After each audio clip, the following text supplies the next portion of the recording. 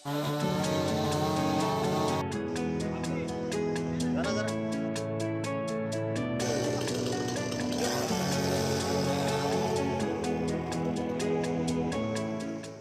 2 दिवस पडत असलेल्या मुसळधार पावसामुळे चिपळूण पंचायत समितीमध्ये एक बडं मोठं झाड या ठिकाणी पडलेलं आपण बघतोय।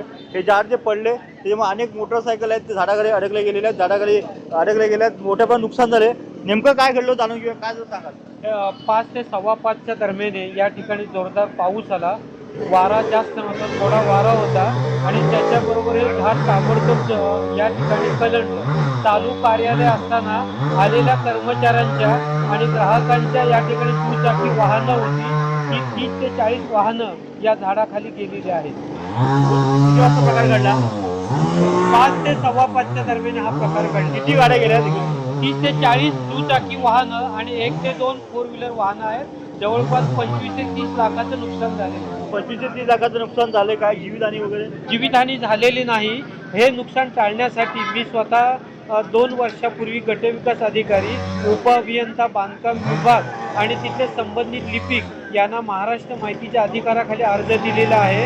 गटविकास अधिकारी तालुका व्यवस्थापनाचे प्रमुख आहेत, तरी या ठिकाणी त्यांनी झाडं कुठल्याही प्रकारचा तोडण्याचा किंवा नुकसान होण्याचा हा टाळलेलं नाही आहे।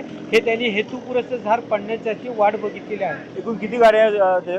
एकूण दुचाकी 30 ते 40 गाड्या आतमध्ये आहेत। 4 चाकी काय होते का? 4 चाकी 2 वाहनं आतमध्ये आहेत। आपोपाले या ठिकाणी 30 ते 40 लाखाचं नुकसान झाले। बघा कशा पद्धतीने गाड्या या दुचाकी आहेत ते झाडाखाली अडकले गेलेले आहेत, त्याच्यामुळे अनेक मोठे पण नुकसान झालेलं आहे। हे झाड तोडण्यात यावं अशी मागणी यांनी केली होती। नाव कसं आपलं? माझं नाव डॉक्टर अशोक सकपाळ, मी सेवानिवृत्त पंचायत समितीचा अधिकारी होतो आणि RTI खाली मी 3 ते 4 वेळा अर्ज दिलेत।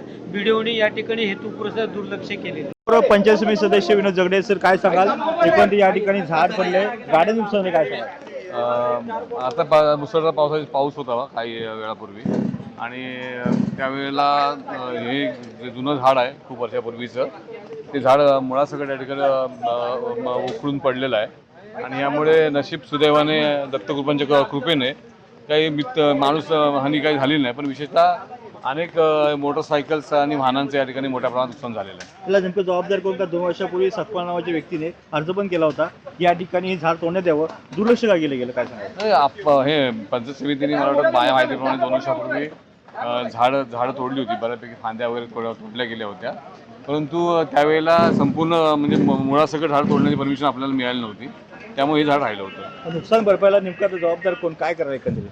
नाही काय नुकसान भरपाईला आता यावर का नेमका आता हा विषय आपत्कालीन विषय आहे, त्यामुळे काय असे कोणती संस्था आहे नुकसान भरपाई या ठिकाणी पाहिलं त्या ठिकाणी जबाबदार कोण आहे सांगण्यात तयार नाही, तर आपत्कालीन विषय आहे। मात्र मोठ्या प्रमाणात या ठिकाणी दुचाकी आहे, 2 चाकी यांचं नुकसान झालेलं आहे। कॅमेरामॅन सायशिवचं दिसाशी नवसाची